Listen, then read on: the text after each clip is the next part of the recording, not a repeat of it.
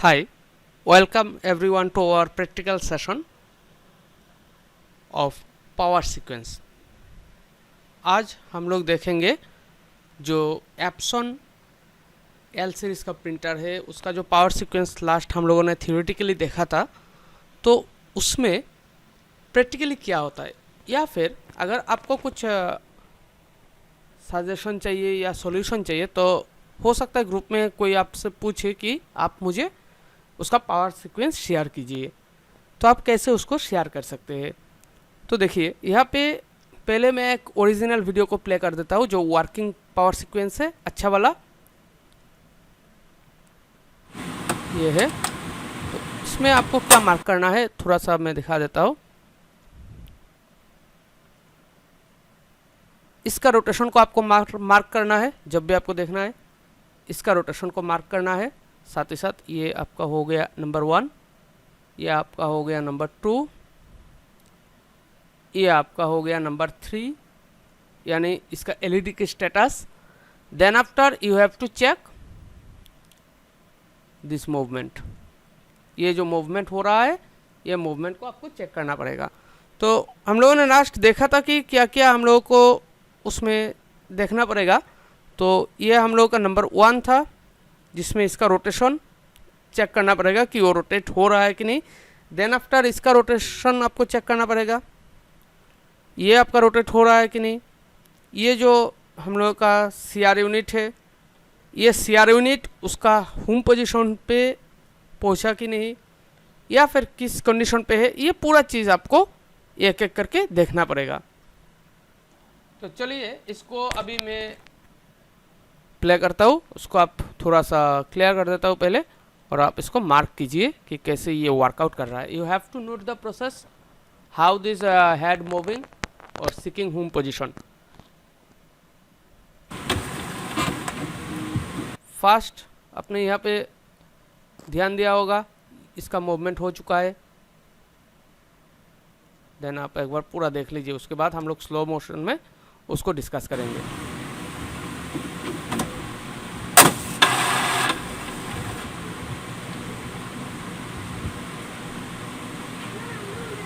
देखिए उसका power up हो गया है, पावर अप सीक्वेंस हो गया है। फिर से दोबारा मैं उसको प्ले करता हूँ, पावर दिया गया है। देन आफ्टर रोटेशन को आप फॉलो कीजिए, उसका मूवमेंट को फॉलो कीजिए, और एलईडी लाइट को देखिए ब्लिंकिंग हो चुका है। अभी ये स्टे हो जाएगा, स्टे यानी आपका प्रॉपर बूटिंग हो चुका है, पावर अप हो चुका है। अभी हम लोग जाते हैं उसको स्लो मोशन में थोड़ा सा उसको समझते हैं। देखिए इसको एक बार हम लोग डिस्कस कर लेते हैं कि कितने दूर तक ये हुआ है। अगर आप देखेंगे क्या हुआ, देखिए फर्स्ट स्टेप में क्या होता है, एज पर आवर थ्योरी ये प्रिंट हेड को इनिशियलाइज करता है और फ्यूज को इंस्पेक्शन करता है। तो उस पोजीशन पे यहाँ पे ही रुका रहा। इसका इंस्पेक्शन जब खत्म हो गया, वेस्टिंग ओवरफ्लो के लिए वो चेक किया। अगर वेस्टिंग ओवरफ्लो भी नहीं है देन ये मूवमेंट स्टार्ट हुआ है, यानी होम पोजीशन को सिक करने के लिए उसका मूवमेंट स्टार्ट हुआ है। जब इसका पूरा होम पोजीशन सिकिंग का प्रोसेस जो हम लोगों ने लास्ट देखा था, ये प्रोसेस, सॉरी इसको फिर से जूम कर देता हूँ इसको।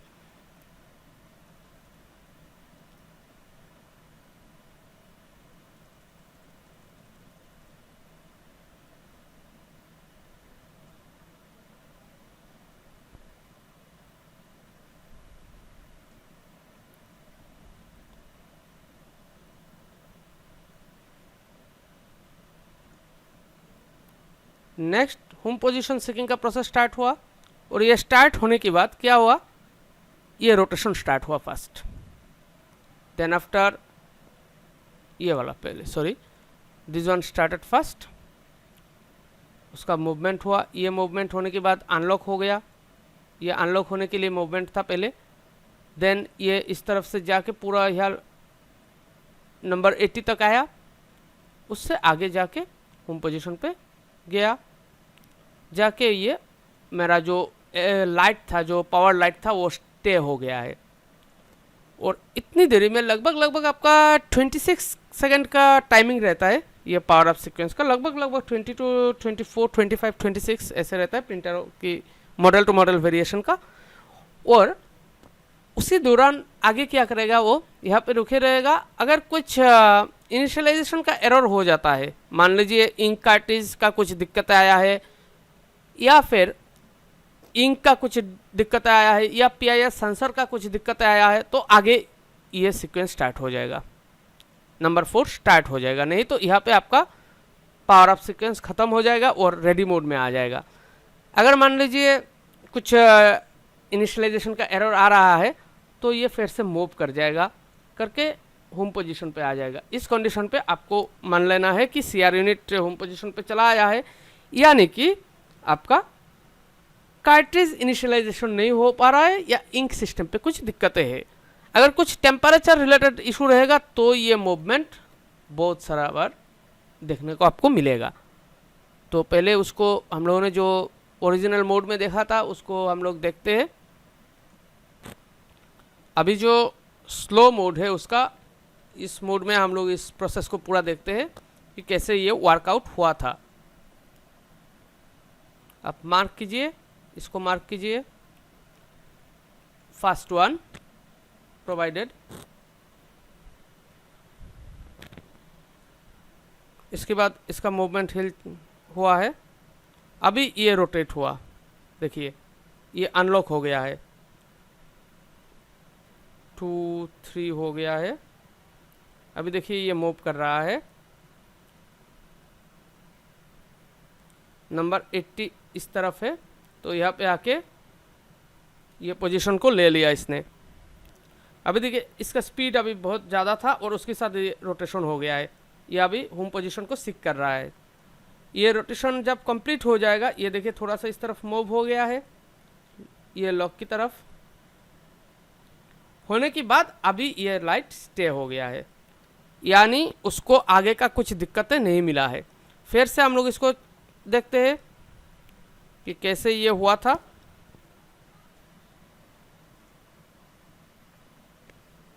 नंबर 1 देखिए पावर दे रहा हो, इसमें क्या है अभी फर्स्ट देखिए,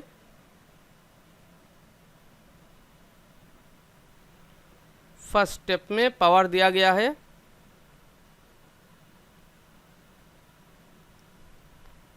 देने के बाद इसको आप मार्क कीजिए, इसके पहले इसको मार्क कीजिए। इसका मूवमेंट हो चुका है, नंबर 2 ये अनलॉक हो चुका है, इसका भी मूवमेंट हो चुका है 3। अभी ये मूव किया,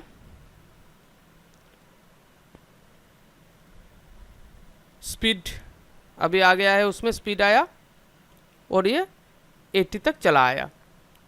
दैट इज माय नंबर 4। अभी देखिए इसका रिटर्न स्पीड ज़्यादा है और ये मेरा 5 हो चुका है, ये मेरा 6 हो चुका है।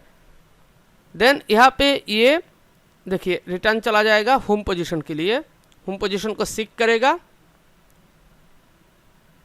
और ये मेरा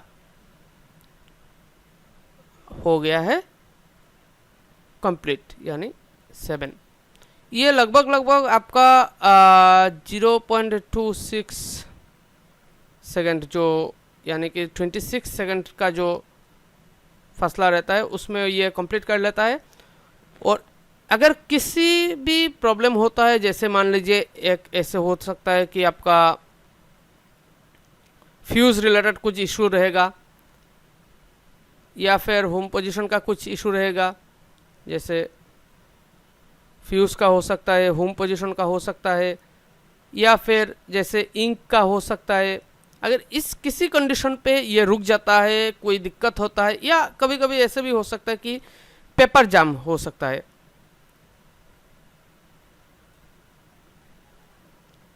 तो इस कंडीशन पे क्या होगा, रुक जाएगा, ब्रेक हो जाएगा उसी पर, और इसमें जो आपका एरर लाइट है वो एरर लाइट ग्लो कर जाएगा। तो आपको ये पावर सीक्वेंस को इनिशियलाइजेशन फॉलो करना है। दैट मीन्स कभी भी आपको एल सीरीज प्रिंटर रिपेयर करना है तो इनिशियलाइज में अगर ये रेडी मोड में नहीं आया है तो आपका कुछ छोटा मोटा दिक्कतें रहता है, वो हो सकता है, जैसे टेम्परेचर का एरर हो सकता है फॉरेन ऑब्जेक्ट आ चुका है, हो सकता है कोई सेंसर का इशू या फिर हो सकता है ये जो मेरा CR बेल्ट है, CR एनकोडर स्ट्रिप है, इसका भी इशू हो सकता है मेरा इंक सिस्टम में कुछ दिक्कतें आ गया है। तो ये जो परेशानियां आता है आपको ये पावर सीक्वेंस देख के ही पता चल जाएगा।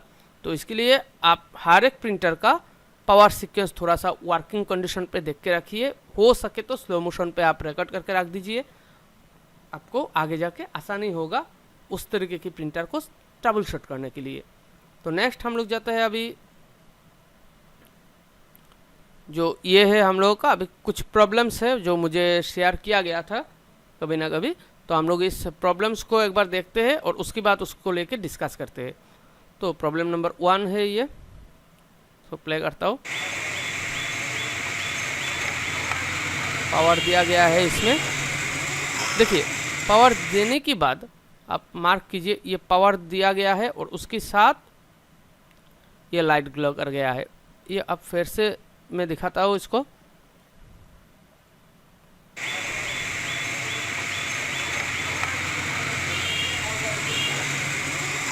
पेपर लाइट ग्लो किया, इंक लाइट ग्लो किया, दोनों ब्लिंक करने लगा।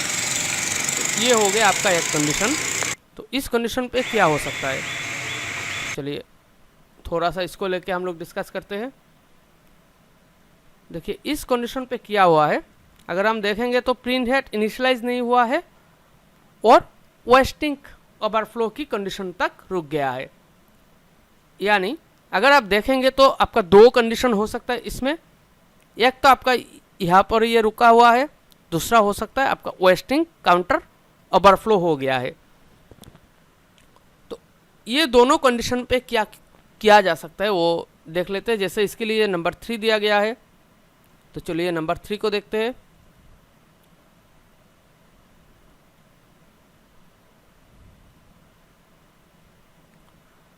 नंबर 3 बता रहा है कि ये फैटल एरर का कंडीशन पे आ गया है, यानी आपको फैटल एरर कोड देखना पड़ेगा। जो एरर कोड रहता है हम लोग आगे देखेंगे कि एरर कोड हम लोग कैसे देख सकते हैं एप्सन प्रिंटरों में। ये एरर कोड जो है ये आपको निकालना पड़ेगा उसके एडजस्टमेंट सॉफ्टवेयर से। हम लोग जब एडजस्टमेंट सॉफ्टवेयर का क्लास लेंगे तो उसमें हम लोग दिखाएंगे। तो यहाँ पे क्या हुआ है, ये फैटल एरर कोड आ गया है, हो सकता है ये केस होगा, नहीं तो जो आसान सा केस रहता है इसमें वो केस है कि उसमें वेस्ट इंक या फिर फ्यूज, आपको क्या करना है वेस्टिंग काउंटर को एक बार चेक कर लेना है एडजस्टमेंट सॉफ्टवेयर के द्वारा। अगर वेस्टिंग काउंटर ज़्यादा है तो आपको वेस्टिंग पैड क्लीन करते हुए उसको रिसेट कर देना है, और अगर वेस्टिंग सही है देन आपको सर्किट बोर्ड में पहले फ्यूज को चेक कर लेना है कि दूसरा हो सकता है आपका प्रिंट हेड इनिशियलाइज नहीं हो रहा है, हेड रिलेटेड इशू हो सकता है, और अदरवाइज आपको जो फैटल एरर कोड मिलेगा उस कोड के हिसाब से उसको डायग्नोस करना पड़ेगा। तो हम लोग आगे देखेंगे कि एरर कोड कैसे पता किया जा सकता है। दूसरा और एक प्रॉब्लम को देखते हैं और उसमें क्या इशू है उसको कैसे हम लोग इस पावर सीक्वेंस से समझेंगे, ये देखते हैं। ये अभी हम लोग प्ले करने जा रहे हैं सेकंड प्रॉब्लम। ये देखिए ये पावर ऑन होने के बाद हेड का मूवमेंट स्टार्ट हो चुका है।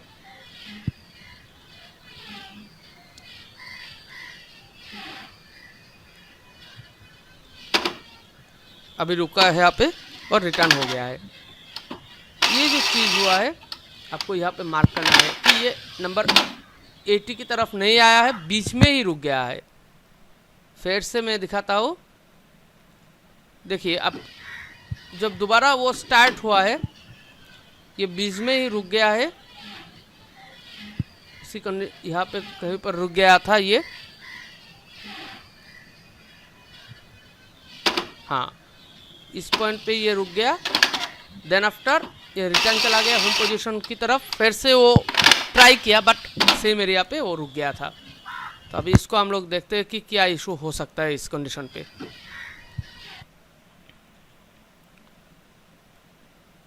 अगर हम इसको लेके चले तो क्या है, ये तो मेरा पास हो गया, ये भी मेरा पास हो गया है। अभी यहाँ से मूवमेंट मेरा स्टार्ट हुआ और जो मूवमेंट था यानी हेड का जो मूवमेंट, ये मूवमेंट भी मेरा पास हो गया, ये वाला ये भी पास हो गया, ये भी मेरा पास हो गया। देन ये जो मूवमेंट मेरा चल रहा था उस मूवमेंट के दौरान ये कहीं पर रुक गया और रिटर्न आ गया। तो ये सीआर लीवर जो है यानी 80 की तरफ जो सीआर लीवर सीआर लॉक रहता है उसको अनलॉक करने के बाद ये फिर से फुल पोजीशन पे यानी इस सीआर यूनिट की जो 80 मार्किंग रहे वहाँ पे नहीं पहुँचा। तो उस कंडीशन पे आपको क्या देखना पड़ेगा, सीआर एनकोडर को आपको चेक करना पड़ेगा। अगर उसमें सीआर एनकोडर यानी क्या होता है हम लोगों को मालूम है, ये हेड किसके ऊपर मूव करता है, मेरा फॉर्मेटर बोर्ड जो इन्फॉर्मेशन उसको देगा उसके हिसाब से सीआर स्केल यानी एनकोडर स्केल जो रहता है उस स्केल के ऊपर से वो आगे बढ़ता जाएगा और ये एक बार चेक कर लेगा कि उस पाथ पे कुछ है कि नहीं। If there any foreign particles और foreign object then it will stuck on this position and return back to home position. तो यहाँ पे ये रुक जाएगा। मान लीजिए हम लोगों का जो ये केस था इसमें दो कंडीशन हो सकता है। पहला तो मेरा एनकोडर जो सीआर स्ट्रिप है वो स्ट्रिप मेरा ख़राब है जो कॉमनली रहता है। दूसरा हो सकता है उस पर मेरा कोई फॉरेन ऑब्जेक्ट है जिसकी वजह से ये हेड आगे नहीं बढ़ पा रहा है, स्टक हो रहा है। तो पहले सीआर यूनिट को मुझे क्लियर कर लेना है। उसके लिए मुझे वर्किंग सीआर बेल्ट से क्रॉस चेक कर लेना है।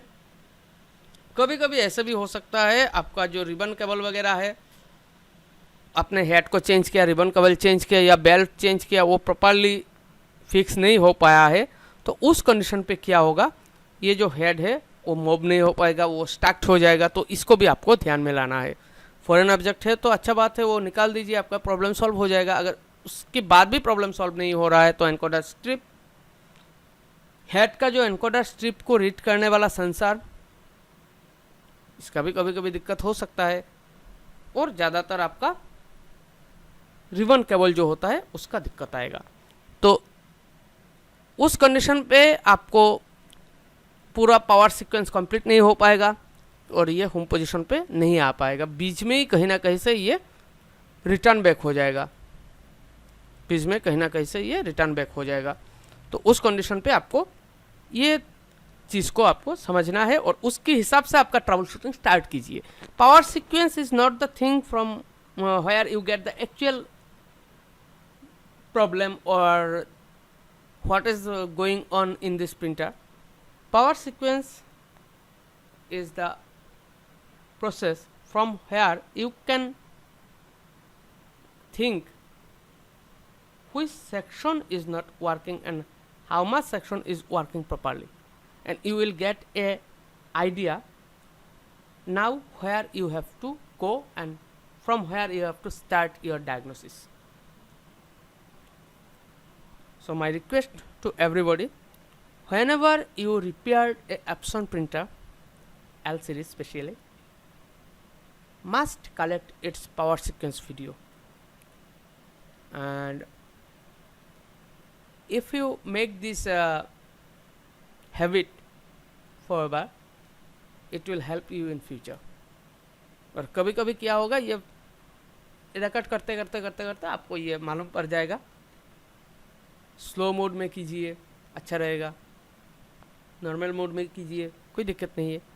अभी कोई दिक्कत आया है उसका आप पहले एक बार पावर सीक्वेंस को रिकॉर्ड कर लीजिए और पावर सीक्वेंस के हिसाब से अगर आपको मिल गया कि अभी इस दिशा में मुझे बढ़ना है, कि जब ये वीडियो हमने देखा पहले वाला उसमें क्या हेड का मूवमेंट ही नहीं था, तो first one and second one तक मुझे देखना है। सेकेंड जब दूसरा वाला देखा हेड का मूवमेंट हो गया, बीच में से वो रिटर्न हो गया है, तो अभी सीआर यूनिट का रिलेटेड प्रॉब्लम को मुझे चेक करना है। तो ये तो मुझे एक आइडेंटिफिकेशन मिल जाता है कि पावर सीक्वेंस को देखते हुए उसका इनिशियलाइजेशन को देखते हुए कि अभी किस तरफ से मुझे स्टार्ट करना है। इस कंडीशन पे तो आप उस वहाँ पर नहीं जाएंगे ना कि आपका फ्यूज़ ओके है कि नहीं, आपका प्रिंट हेड जो है ये इनिशियलाइज हो रहा है कि नहीं, या फिर आपका वेस्टिंग ओवरफ्लो होगा कि नहीं, आपको रिसेटर डालना है, वो तो आप नहीं करेंगे ना। उस कंडीशन पे आप सीआर यूनिट को जाएंगे, उसका जो सेंसर है हो सकता है वो सेंसर ख़राब हो, एनकोडर स्ट्रिप ख़राब हो, एनकोडर बेल्ट जो रहता है, सॉरी सीआर बेल्ट जो रहता है ये ख़राब हो सकता है कोई फॉरेन ऑब्जेक्ट आ गया है, हो सकता है कोई रिबन केबल प्रॉपर्ली फिक्स नहीं हो रहा है, वो ऑब्स्ट्रैकल बन रहा है उस पाथ पे, उस कैटेगरी का कोई ना कोई दिक्कतें आएगा। तो ये पावर सीक्वेंस हमको हेल्प करता है कि कैसे उस पोजीशन पे हम लोग जाए, थिंकिंग लेवल को स्टार्ट करें कहाँ से, वो हेल्प पूरा पावर सीक्वेंस करता है। इसको क्लियर आउट कर देते हैं, फिर से जाते हैं हम लोगों का जो आखिरी है और एक प्रॉब्लम है, तो वो प्रॉब्लम को भी एक बार देख लेते हैं। ये हम लोगों का प्रॉब्लम नंबर 3 है, उसको प्ले कर देता हूँ।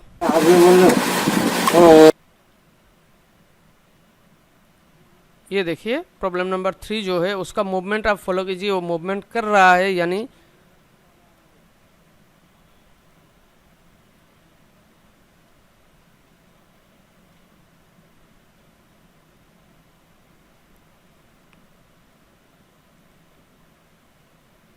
एट्टी पे आ गया है ये लगभग। ये देखिए इसमें इसको मार्क कीजिए, ठीक है। अभी ये रिटर्न हो गया, 80 पे आया था, प्रॉपरली हो नहीं पाया। अभी यहाँ पे ये होम पोजीशन को सीक नहीं कर पाया और ये हो गया। देखिए जिन्होंने मुझे दिया था, इसको फिर से मैं चलाता हूँ, तो ये देखिए इसका मूवमेंट क्या हुआ, होम पोजीशन सीक नहीं कर पाया।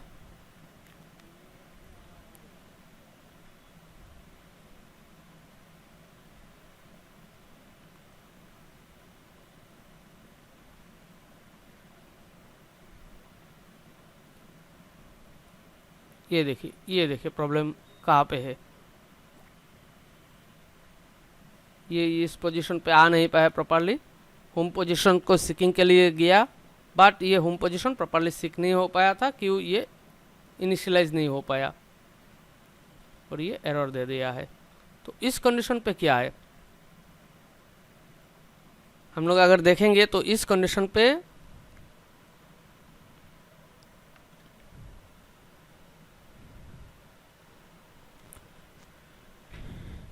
इस पोजीशन पे वो आ नहीं पाया,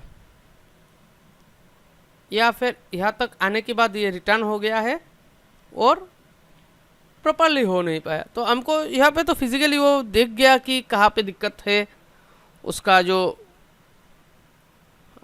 जो इंक पाइप है वो पाइप प्रॉपरली फिक्सिंग नहीं हुआ है, जिसने भी खुला होगा उसको फिर उसी हिसाब से अलाइन करते हुए फिक्स नहीं किया था, जिसकी वजह से ये पूरा सीक्वेंस कंप्लीट नहीं कर पाया, होम पोजीशन सीकिंग पे ही रुक गया। तो अगर होम पोजीशन सीकिंग पे आपको कुछ दिक्कतें आता है तो उस कंडीशन पे आपको पूरा ये जो कैरीज यूनिट का पाथ है उसका ध्यान रखना पड़ेगा। सेम प्रोसेस रहेगा हर एक सेक्शन को चेक करने के लिए, encoder strip, encoder sensor, ribbon cable, head का जो रिबन केबल रहता है उसका एलोकेशंस, यानी वो प्रॉपरली एलोटेड है, प्रॉपरली बाइंड करते हुए उसको कनेक्ट किया गया है, कभी ऑब्स्ट्रैकल नहीं तैयार कर रहा है। जो इंक पाइप रहता है उसका प्रॉपर, जिसमें ये जो वीडियो था उसमें वो प्रॉपरली नहीं दिया गया है, जिसकी वजह से क्या हुआ, वो रन नहीं कर पाया था, फुल मूवमेंट नहीं हो पाया है। तो ये छोटे छोटे जो चीज़ रहता है ये आपको आपकी जो प्रिंटर का प्रॉब्लम है उस प्रिंटर को सॉल्व आउट करने का पोजीशन बता देगा कि अभी आपको किस दिशा में उसको चेक करना है।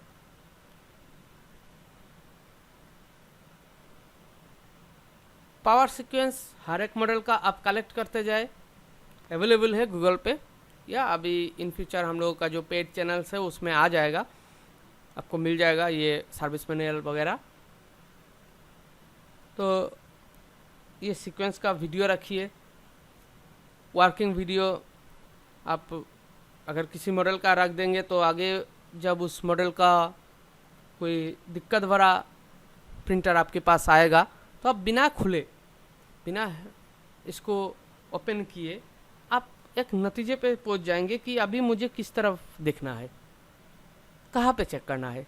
अगर मान लीजिए आपका वेस्टिंग का इशू है और आपने पूरा प्रिंटर को खोल दिया, फिर से आप फिक्सिंग करने जा रहे हैं और इस प्रकार का इशू आ गया कि उसका केबल वगैरह फिक्स नहीं हुआ है, तो उस कंडीशन पे क्या होगा? उस कंडीशन पे वो कुछ ना कुछ एरर दिखा देगा। और दूसरी चीज़ इसमें क्या होता है, अगर फेटल एरर रहता है तो आपको फेटल एरर को उसका जो एडजस्टमेंट सॉफ्टवेयर है उसमें वो प्रोसेस है, हम लोग आगे बढ़ेंगे। अभी मेंटेनेंस में जाएंगे और मेंटेनेंस के बाद वो एडजस्टमेंट वगैरह में जब आएंगे तो उसको हम लोग उस वहाँ पे डिस्कस करेंगे कि कैसे उसको चेक किया जाता है। अभी के लिए ये पावर सीक्वेंस कंप्लीट हो चुका है। अभी आप लोग मुझे कोई भी प्रिंटर आए तो अगर मैं पूछूंगा कि पावर सीक्वेंस चाहिए तो आप पूरा ये सीक्वेंस मुझे देना कि इस प्रकार से, या फिर आप सर्विस मैनुअल से आसानी से आप समझ पाएंगे कि कहाँ पे दिक्कतें हो रहा है। नहीं तो अगर मैं पूछूंगा पावर सीक्वेंस चाहिए तो उस कंडीशन पे ये ओरिजिनल भी दे सकते हैं, या फिर हो सके तो स्लो मोड में पूरा पोजीशन जो आ रहा है वो पूरा पोजीशन चाहिए होगा, यानी पावर देने से लेके, यहाँ पे पावर देने से लेके ये पूरा व्यू मुझे चाहिए, नहीं तो आपको मैं कोई सजेशन नहीं दे पाऊँगा। तो ये रहेगा आपका छोटा छोटा टिप्स जो आप यूज़ करते हुए प्रिंटर को बिना खुले ही एक नतीजे पे आप आ जाएंगे कि एप्सन प्रिंटर में ये पावर सीक्वेंस कंप्लीट नहीं हुआ है, इसका मतलब मेरा क्या इशू हो सकता है। वेस्टिंग का इशू है, कोई फेटल एरर है, टेम्परेचर का इशू है, या फिर इंक सिस्टम का कुछ इशू है। अगर इंक सिस्टम प्रॉपर्ली नहीं हो रहा है, पंपिंग नहीं हो रहा है, तो उस कंडीशन पे ये फेटल एरर दे देगा। ये यहाँ पर आएगा होम पोजीशन के लिए, सीकिंग के लिए, और ये लाइट स्टे नहीं होगा, ये जो पोजीशन पे आ जाएगा बट ये स्टे नहीं होगा, ये ब्लिंक होगा, इंक सिस्टम को वो चेक करता जाएगा और यहाँ पे आपका एरर लाइट ग्लो कर देगा, ये स्टे नहीं होगा। तो उस कंडीशन पे इसके बाद जो एरर है वो एरर रहेगा आपका इंक सिस्टम का। और आगे अगर यहाँ तक भी वो थोड़ी देर वेट किया, देन आफ्टर ये 2-3 बार ऐसे मूव हो गया, 4 बार मूव हो गया, तो उसका टेम्परेचर का इशू हो सकता है। कभी कभी ऐसे भी होता है जब ये क्लीनिंग मोड में चला जाएगा, इस कंडीशन के बाद ही ये इंक सिस्टम को चेक करेगा, उसको लगेगा कि उसका हेड प्रॉपर नहीं है, तो आपका 2-3 बार ये इस मोडिशन पे जाएगा, ये टेम्परेचर को चेक करेगा, उसके बाद ये क्लीनिंग मोड पे चला जाएगा, थोड़ा सा टाइम लगेगा, क्लीन करेगा हेड का नज़ल को, देन आफ्टर ये लाइट ग्लो हो जाएगा। अगर इस पोजीशन के बाद यानी होम पोजीशन सीकिंग के बाद अगर कोई भी दिक्कतें होता है तो 2 ही दिक्कत रहेगा आपके पास। जो नंबर 1 रहेगा वो रहेगा इंक सिस्टम रिलेटेड, यानी हो सकता है ये पाइप आपका ख़राब हो, टैंक का कुछ एयर प्रेशर का दिक्कतें आया हो सकता है इंक का जो सक्शन पंप है, इसके नीचे जो सक्शन पंप लगा हुआ है वो वर्क नहीं कर रहा है, और नेक्स्ट दूसरा हो सकता है क्लीनिंग मोड पे चला गया है तो थोड़ा टाइम लगेगा, और दूसरा जो कंडीशन है उसमें ये हो सकता है आपका लो टेम्परेचर का इशू आ गया है बोर्ड में, या फिर उसका जो हेड है हेड का लो टेम्परेचर एरर हो चुका है, उसका जो टेम्परेचर सेंसर है उसमें दिक्कतें आ गया है। तो उस कंडीशन पे होम पोजीशन सीकिंग के बाद का ये एरर लाइट ग्लो होगा। और अगर पहले हो जाता है तो हम लोगों ने ऑलरेडी देख चुके हैं 2-3 प्रोसेस, इतने में ही आपका लगभग इस प्रिंटर का क्या इशू आ सकता है आप पता कर पाएंगे। और इसके आगे अगर आपको चेक करना है तो उसका फेटल एरर आपको चेक करना पड़ेगा, जो एडजस्टमेंट सॉफ्टवेयर से हम लोग कर सकते हैं। फेटल एरर जो कोड है, तो ये एरर कोड से हम लोग इसको चेक कर पाएंगे, जो आगे हम लोग एडजस्टमेंट सॉफ्टवेयर जब हम लोग देखेंगे तब हम इसको लेके आगे बढ़ेंगे। फर्स्ट ट्रबल शूटिंग का जो प्रोसेस है पावर सीक्वेंस, ये इतने तक ही था। आप इसको प्रैक्टिस में लाए एंड आप 2-3 प्रिंटरों में उसको बारीकी से देखें तो आपको अंदाज़ा हो जाएगा कि कैसे इसको रिपेयर किया जा सकता है या फिर कौन सा पोजीशन पे आपको क्या डिसीजन लेना चाहिए। Thank you.